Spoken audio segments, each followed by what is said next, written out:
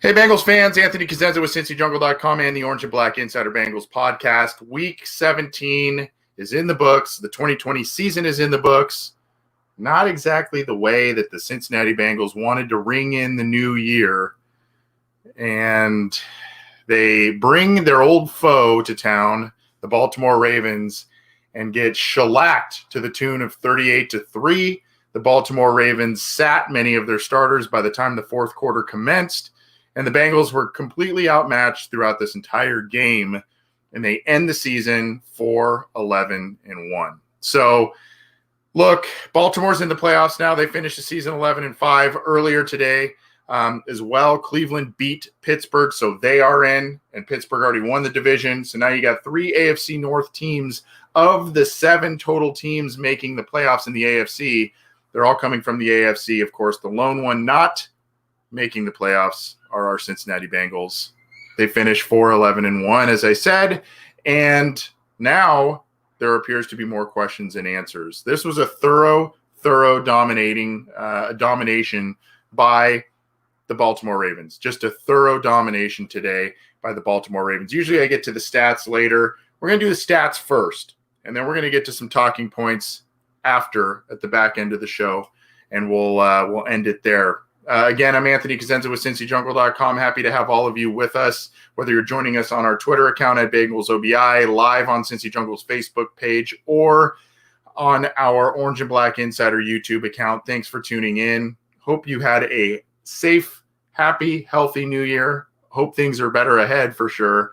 But, at least in terms of the Bengals and what happened for us in 2020. But hope you all had a good New Year's. Let's get to some stats and all of that good stuff before we get to some talking points, rumors, etc.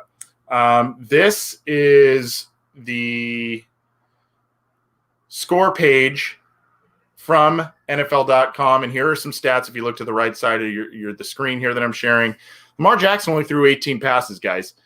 10 of 18, 113 yards, 3 touchdowns. He did have the interception. Akeem Davis-Gaither grabbed his first interception of his career, and then you had Tyler Huntley come in, throw just 1 pass completed for 8 yards. A lot of running. And this,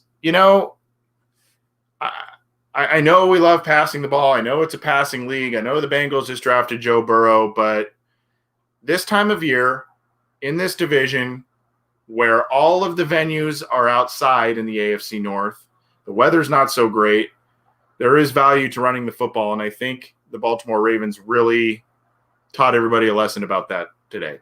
There is value in running the football. I know the Bengals are a lesser opponent. I know they're banged up, but they came in and absolutely ran the ball down the Bengals' throats, so much so, in fact, that it was the most rushing yards ever given up by a Cincinnati Bengals defense, and the 4th most, if you saw that graphic on the telecast today, the 4th most rushing yards given up by any defense since 1950 in NFL history. So a historic performance by the Baltimore Ravens rushing attack, or the Bengals defense, depending on how you want to look at that one. J.K. Dobbins, have a day. 13 carries, 160 yards, 2 touchdowns, a 12.3 yards per carry average. Had no answers for him. The Bengals defense had no answers for the RPO game that Lamar Jackson and the Baltimore offense was throwing at him. No answers for the option game. You see Lamar Jackson almost had 100 yards on the ground himself, 11 carries, 97 yards, close to 9 yards per carry. A maddening day trying to cover him and corral him, and not a great day by the Cincinnati Bengals defense. After having such a great day the first time, only held him to 2 rushing yards, I believe, in that first go-round. 97 yards today. So Gus Edwards, another 5 yards per carry, 12 carries, 60 yards. Mark Ingram, 9 carries, 39 yards, 4.5 yards per carry for him, basically. Devin Duvernay, 22 yards on an end around, and Justice Hill having 21 yards on 2 carries. So they absolutely ran the ball down the Bengals' throats. And then look, there's just a lot of pedestrian work in the receiving game by the Baltimore Ravens. Nobody over 43 yards receiving because they didn't have to. And then, of course, you see Marquise Hollywood Brown there getting the 2 touchdown catches from Lamar Jackson. Rough rough day for Brandon Allen after having a career day. The FedEx Air Player of the Week last week absolutely fell on his face this week. 2 interceptions, you see that. Look at all the passes defended. I mean, there was just contested ball after contested ball. And there's 8 passes defended that I'm counting, by the way, by these players listed there. So, just a rough day, and nothing was really as ugly as the floater interception that he threw to that should have been to a wide open AJ Green when the game was well out of control. Just an ugly game and an ugly performance by the Cincinnati Bengals. Offense, defense, even special teams didn't. Kevin Huber shanked a punt. They didn't do much in the return game. We'll talk more about that. The sacks weren't really an issue this time around. We know that the Baltimore Ravens kind of have an issue of rushing the passer without blitzing a lot of players. That's what got Joe Burrow into trouble the first time. They blitzed a lot of players, and that they were able to do that. But Brandon Allen was able to escape a lot of pressure today, but he was running around and wasn't able to make the plays that he had been making in his previous starts. So let's look here at the Bengals side of things. Brandon Allen finishes the day 6 of 21 for 48 yards and 2 interceptions. So now, and this will be a theme that we'll talk about in a few minutes, but these are some of the things now where you started to feel good about progress that had been made, both as a team, as the coaching staff, as individual players, etc. You started to feel good about some things heading into 21, and now you have a performance like this, and old questions you had 3 weeks, a month ago are now resurfacing. So this performance here, I think we were all very comfortable with Brandon Allen having the leg up on the backup quarterback job going into 21, and then you see a performance like this in the division. And I know T. Higgins left the game, but 6 of 21 for 48 yards and 2 interceptions. That's just an unacceptable performance. It really is. Not all of his fault, but there were some bad throws and poor decisions there. Travion Williams had the one big run for 4 carries, 74 yards. Samaje Perine, decent, but the game was just so out of control for a while. Tyler Boyd had a nice end around there. Gio Bernard, three carries for 7 yards. That's not doing it. So just an abysmal day on offense here. You can see here, nobody, if it was bad, if it looked pedestrian in terms of nobody eclipsing 43 yards on the Baltimore side of things, check out the Bengals side of things on the receiving end. 21 yards by Cethan Carter. That is your team leader. In terms of catches, 2 catches by Drew Sample was the most receptions by a Bengals player. And just an absolutely abysmal performance by the Bengals. Only 4 passes defended, and you did have the interception by Davis Gaither that I mentioned earlier. Nice play by him off a tip. I think it was Marcus Hunt who tipped that to him. So Marcus Hunt continues to have a nice little year for the Bengals in kind of an emergency situation, and they've moved him around a lot on the defensive line, and he's done pretty well. Josh Bynes had a couple of nice plays today, but overall tackling was atrocious. Once again, the Bengals just made all kinds of business decisions, I guess, on defense. They did not want to have any part of tackling anybody carrying the ball on the Baltimore Ravens side of things. So, a lot of tackles by Cincinnati Bengals defenders, but not a lot of impactful plays. As you can see, 38-3, and things really kind of derailed at halftime once the Bengals got the ball, but to start the half, and then they just allowed points, just points upon points by the Baltimore Ravens. Let's go here. This is some more team stats, and this is just to share the love. We're gonna pull up the ESPN page. This says a lot, folks. Look at the first downs: 24 by the Baltimore Ravens, 10 by the Cincinnati Bengals today. Third down efficiency: Baltimore was 11 of 17 and 1 of 2 on fourth down. The Bengals were 1 of 9 on third downs today. 1 of 9. Total plays, 73 total plays by the Baltimore Ravens, 40 for the Cincinnati Bengals, almost doubled them up. Total yards, look at this one, 525 yards by the Baltimore Ravens to the Bengals 195. This is 90s-esque, guys. This is 1990s lost decade type of stuff that we're seeing here. Same amount of drives, which is interesting. Look at the yards per play, 7.2 by the Baltimore Ravens, 4.9 by the Cincinnati Bengals. And then the passing yards, 121 to 48. I mean, that wasn't the tail of the tape. Here's what it was. The 404, 404 yards of rushing yards on the ground by the Baltimore Ravens to the Bengals 147. 404 yards. Unbelievable. As I said, fourth most in NFL history since 1950 that a defense has allowed, and the most in Bengals franchise history that they have allowed. So look at the yards. Interestingly, look at the yards per rush. 7.5 to 7.7. The Bengals actually averaged more yards per run, but on far less. Look at this, 54 attempts for 404 yards. Absolutely ran the ball down the Bengals' throats. And then they were successful on 3 of 4 red zone tries. The Bengals 0 for 1 in that unbelievable interception that Brandon Allen threw to A.J. Green. Penalties, Baltimore actually had more, 6 for 49. Bengals were pretty clean on that side, 3 for 29. But, they lost the turnover battle, didn't get after the quarterback. And then here we go at the bottom here, the time of possession, 40 minutes and 31 seconds for the Baltimore Ravens to the Bengals, 19 minutes and 29 seconds. Absolute domination by the Baltimore Ravens. So now we sit here and we go, what's next? Right? I guess we could talk about the guy whose jersey I'm wearing. And just a really sad day in a lot of different respects. Most likely, in all likelihood, A.J. Green's last day as a Cincinnati Bengal, last game as a Cincinnati Bengal, didn't have an effect because of the quarterback play and because of the defense. He was 2 touchdowns away from breaking the team record. He was a little bit of yardage away from breaking that.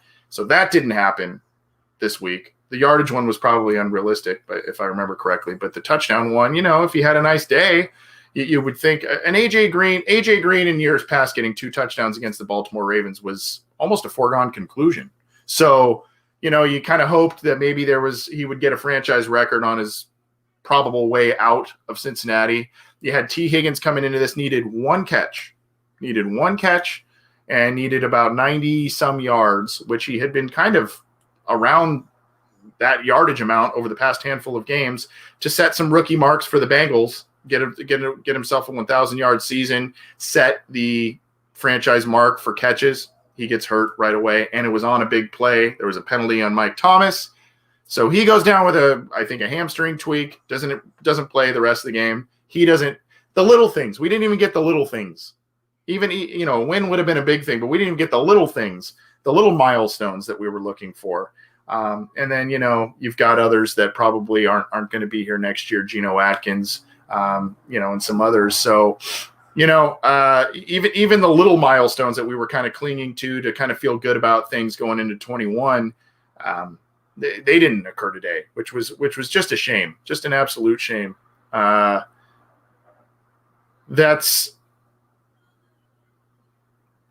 kind of all there is to say about that. I will say, if we're going to kind of talk about A.J. Green and move on, hell of a Bengals career by A.J. Green. I know the last few years have been frustrating for him, for the team, and for fans because of all the injuries. He can't really help that stuff. I know this year was just kind of a shame how everything played out this year. Granted, he was healthy the entire season, but there were times you wondered if he was a little tentative. There were times if he had injuries kind of in the back of his mind. There was a lot of bad plays that he could have made and poor throws by Joe Burrow, by Brandon Allen, by Ryan Finley.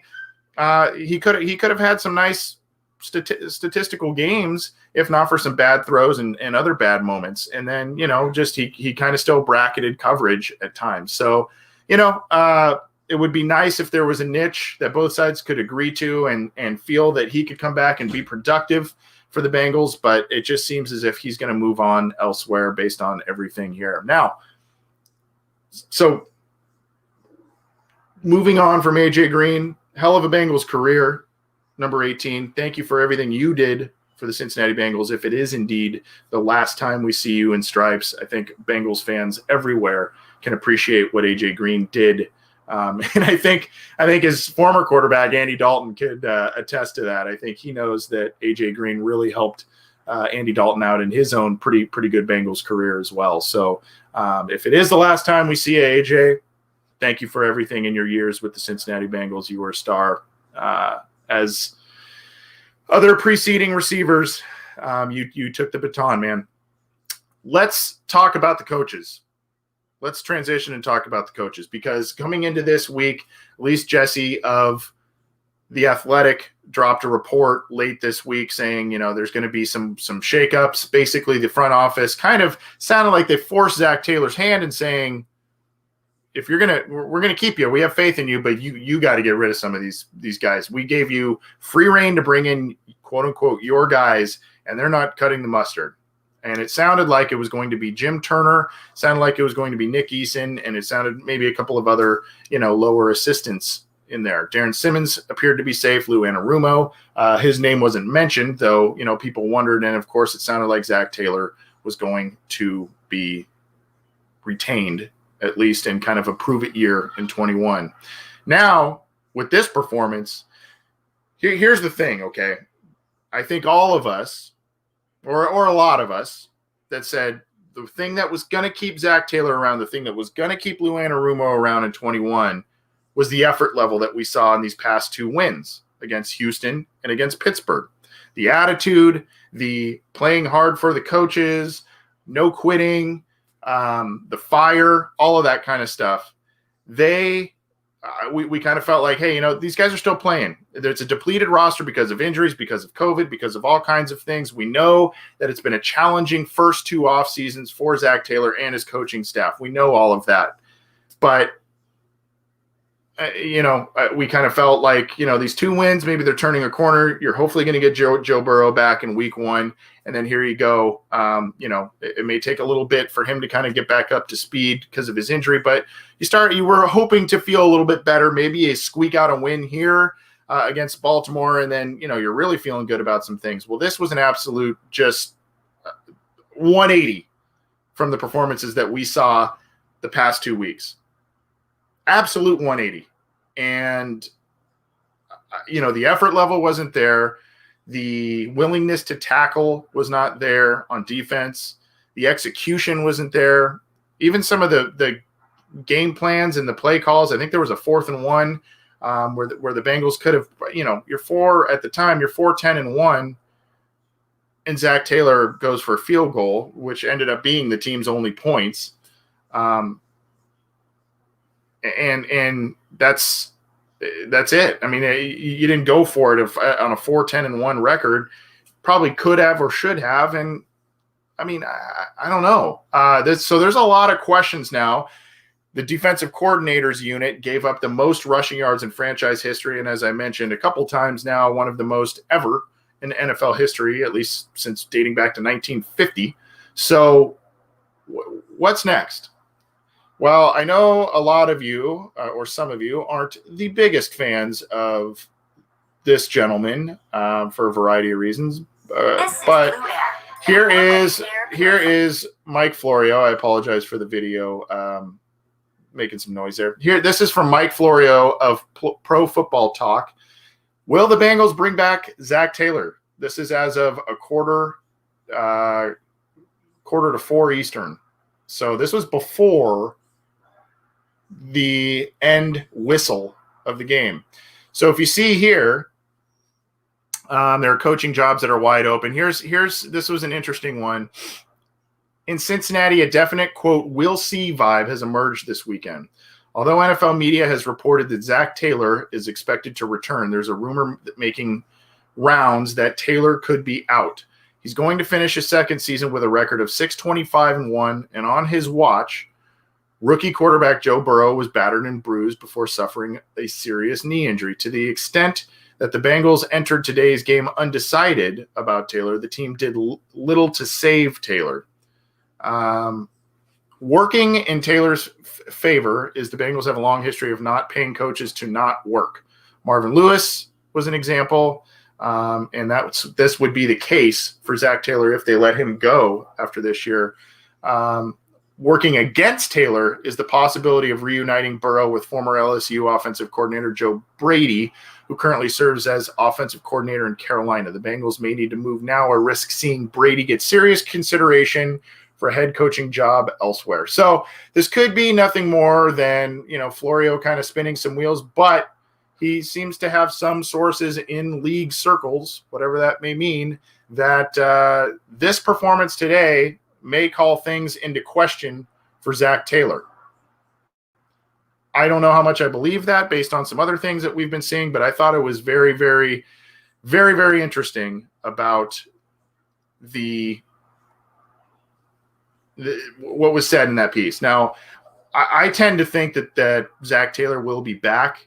I do think that he will be back, and I think that the team will probably point to the 2 previous wins as a reason why there's probably going to be a short leash and a hot seat. And what's going to happen is the Bengals are going to be pulling in the reins of probably freedom of decisions that they gave Zach Taylor. They kind of gave him the keys to the castle in terms of hires and how he was going to navigate the draft and all that kind of stuff. I know Duke Tobin and the Blackburns have, major say in that too, but they kind of gave him the keys to the castle, and it's netted 6 wins and a tie in 2 seasons. So I foresee Zach Taylor being back despite what Pro Football Talk is saying. I just thought that was an interesting piece and something for Bengals fans to at least know about, that it's floating out there among the great reports by Elise Jesse and others that are out there. And by the way, I think I said Elise Jesse's with the Athletic. She's with Sports Illustrated and the All Bengals crew. So I apologize if I misspoke there. But at any rate, that one is floating out there. And I think we know Jim Turner is going to be gone. I think we know, a couple of these other assistants that are going to be gone. So the big conversation now, if you don't believe that Pro Football Talk about report about Zach Taylor, I think the big talk now is what's happening with Lou Anarumo, because this, for me, he's a hard coordinator to gauge. There are a couple of performances like the one the first time around where the Bengals lost 27-3, but 7 of those points in Baltimore, 7 of those points came on a defensive return for touchdown, and the Bengals held Lamar Jackson to about 2 yards rushing. But in the other performances against Baltimore, the Bengals defense has been an absolute joke. Flip side, you look at the Pittsburgh game. Bengals defense was outstanding that game on primetime television, Monday night. Last week in Houston, they weren't that great against the run, though, and they let Deshaun Watson kind of have his way. So there's a lot of this, but also that. This, but also that when you want to argue for or against Lou Anarumo. I think part of what also needs to be entered into that discussion is the whole Carlos Dunlap saga and how that whole thing played out. I'd like to think that there are other veterans in that locker room that don't feel the same way that Carlos Dunlap and Lou Anarumo did. There was obvious headbutting there, but who knows? Who knows? We're not privy to that. So, I think there's going to have to be some real long discussions by the Bengals internal operations to figure out what they're going to do. If they're going to commit to Zach Taylor, there needs to be a pretty wide shakeup of the coaching staff, I think, because there are performances here that are just unacceptable. And it's not just Lou Anarumo's defense either. I mean, guys, I don't know if this is probably Zach Taylor and Brian Callahan, but the Bengals have scored 6 points in 2 games against Baltimore this year. 6 total points, 27-3 and 38-3. So that's not even close. That's not even keeping things close and interesting. I know they beat Pittsburgh once. They're 1-3 against them. I know they're 1-3 against Cleveland, but some of those were pretty ugly as well. So the question then is, who does Zach Taylor bring in for these spots? I think if you get rid of Lou Anarumo, I think Zach Taylor would be very, very wise, or the Bengals would be very, very wise to bring in a guy who is a longtime NFL coach, has had some track record of success as a coordinator, and is a veteran, maybe even has some head coaching experience, whether that's maybe a Mike Zimmer. I know Wade Phillips' name, everybody's throwing that one out. There are a lot of names out there that people like, but there needs to be some experience in some of these positions, these coaching positions for the Bengals. There needs to be some experience. This has been a young staff. They've kind of learned on the fly. I mentioned two very difficult off seasons. But you need to have some experience on this staff, and not the kind of experience that Jim Turner had. And I don't want to drag that guy through the mud, but I think we know there's a history there with Jim Turner and sorts of things. And I think Zach Taylor would be better served to have someone that he can lean on. McVay did it, right? He did it with Wade Phillips. I mean, a lot of young coaches do that. They bring in a guy, and it's not something that should rub their ego the wrong way. It should be a guy that they can, sound off on some issues or ask questions to about when they were a head coach, that sort of thing. There should be a synergy and a relationship there to help the football team. So I didn't bring up that Pro Football Talk report to totally, muddy the waters, but that report is out there, whether you want to believe it or not. I do think today, I think the Bengals coming into this weekend, we're pretty dead set on keeping Zach Taylor and maybe even Lou Anarumo. Maybe it was the lower level assistants and some other guys that they were going to let go, position coaches, etc. And then you see a performance like this. If you're the Bengals ownership, maybe take a step back and say, whoa, did we decide on things a little too quickly here? And again, I've said this a bunch of times on the air. I don't like to be the guy that calls for jobs or the guy that, pushes for people to get fired and all kinds of different stuff. But there are some major issues and obvious issues in some in places that kind of repetitive places. The offensive line has been a problem for years, plural. The offense, because of the offensive line, has been really up and down. And then you got your franchise quarterback hurt this year. The defense, I would say, there's probably, 4 or 5 good, solid defensive performances a year in Lou Anarumo's 2 seasons as defensive coordinator. And then the rest has been a lot of giving up points and all that kind of stuff. And then you can have the chicken or the egg conversation there. Is it poor offense that's forcing the defense back out on the field too soon? And then, you go round and round. But the bottom line is the Bengals aren't rushing the passer well, even with all the injuries. They're not rushing the passer well. They don't force a lot of turnovers. That's been improved the past few weeks. But, there's a lot of issues on defense. And I think a lot of us who watch this on a weekly basis can see it. We're going to get out of here in just a few minutes. Russ Blackthorne, no way. Anthony should be the new coach. You don't want that, Russ. You do not want me to be the coach. I am thoroughly not qualified, but I appreciate, even if it was a funny one, I appreciate the compliment.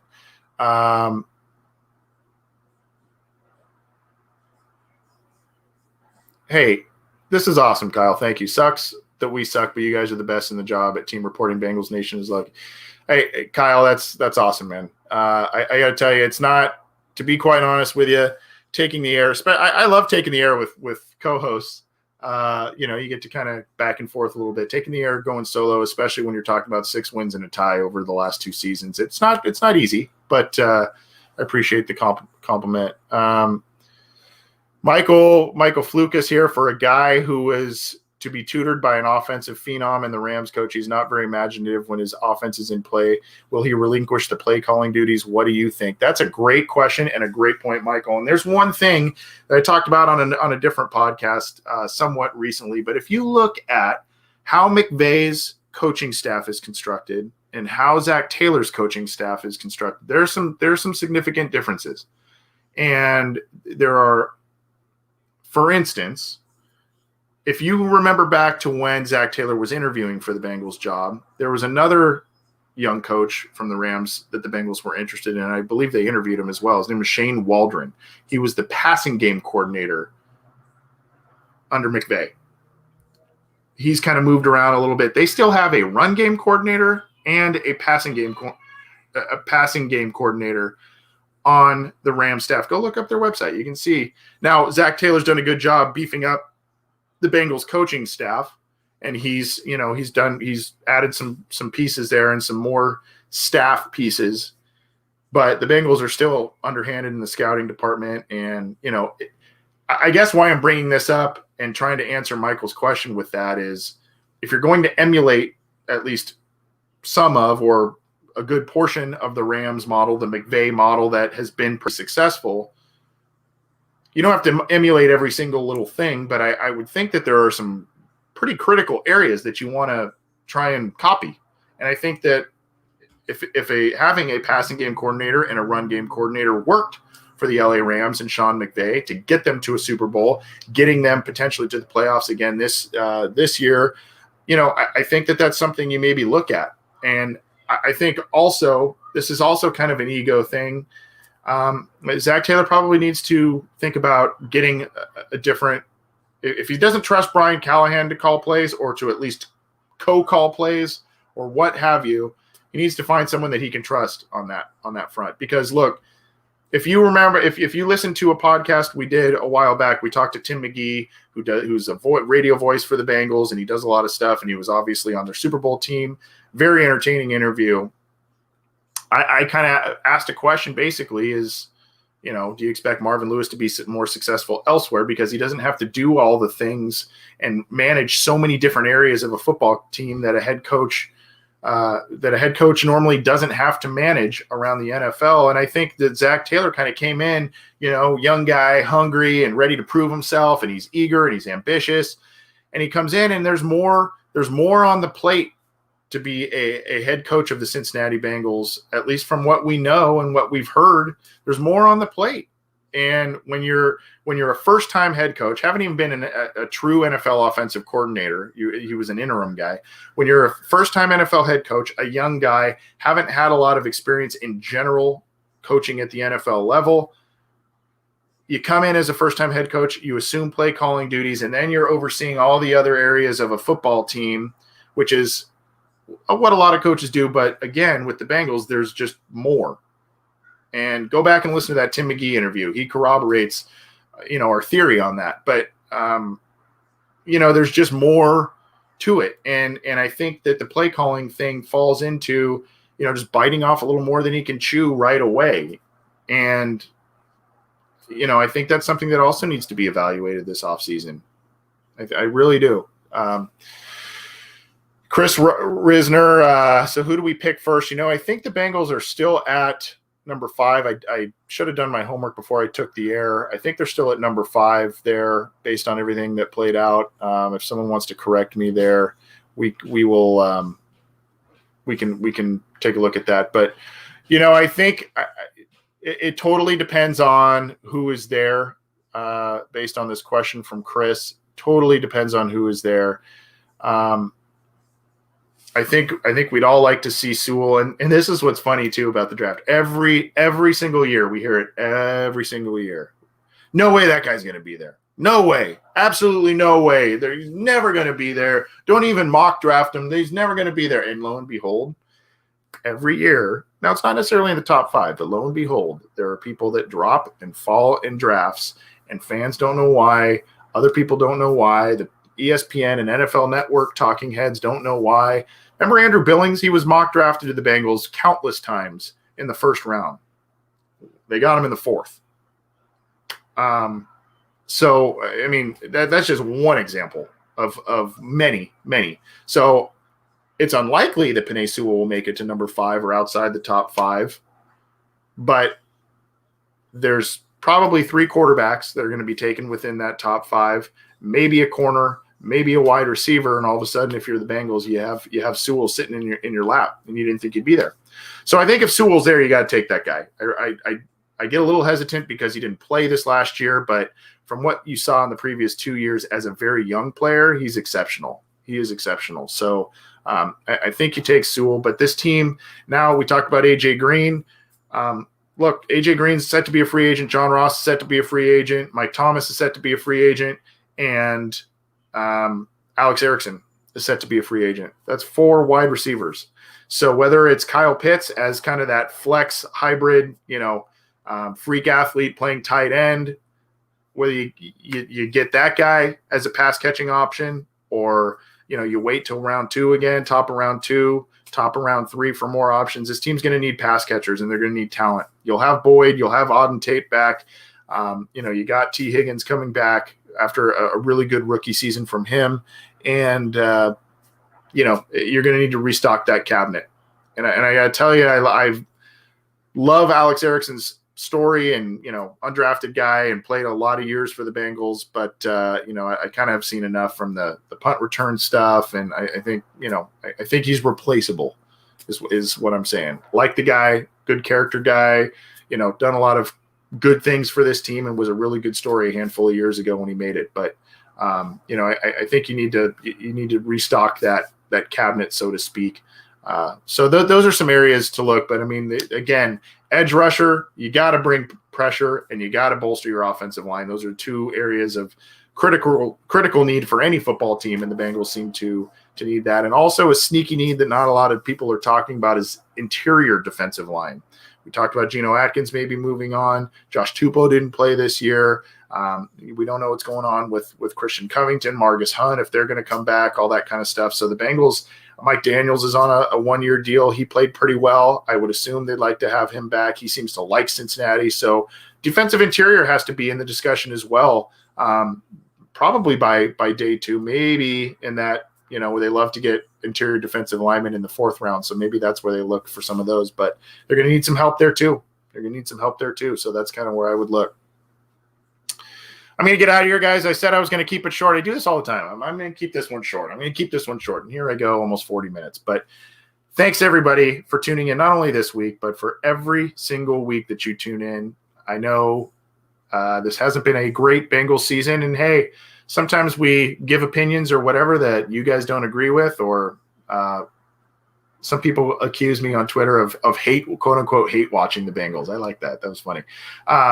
So maybe our Twitter accounts aren't up to your taste all the time, or what have you. But guys, I got to tell you this before we get out of here for the final post-game show of the year. We've had literally, between the post-game shows and Orange and Black Insider, Orange is the New Black, we've had millions of views this year on our Facebook page, on our YouTube pages, all of that. Millions because of you guys. We've had hundreds of thousands of audio downloads throughout the year, through multiple platforms. And it's just flattering. It really is flattering that you guys tune in and keep it to us. We try and be consistent. We try and give you a lot of material, and we hope you enjoy it. So just from me and the rest of the gang at Cincy Jungle, thank you. Thank you for supporting our programs. Thank you for keeping it to the website. We are even though the Bengals haven't been very good and they're not one of the most popular teams in the NFL, Cincy Jungle performs as one of the best websites and one of the best podcast channels within the SB Nation network. So that's because of you guys, and we appreciate that. We appreciate that a bunch, and I hope that you all have a great new year. 21's going to be it, guys. We're gonna turn the corner in 21, I promise. And by the way, this isn't because I'm thanking you. This isn't telling you that we're not going to bring you more material. We've got a ton of material, a ton of guests, and all kinds of stuff. We're going to be better this year than we were already in 2020, and it was a great year for us. So stick with us. We appreciate it. Bengals lose 38-3 to the Baltimore Ravens in Week 17. They finished the season 4-11-1. They have a top pick in next year's draft. We'll see what happens with the coaching changes. You'll probably be hearing from us this week with some of that news too. So take it easy, everybody. Enjoy the rest of your weekend. We'll see you soon.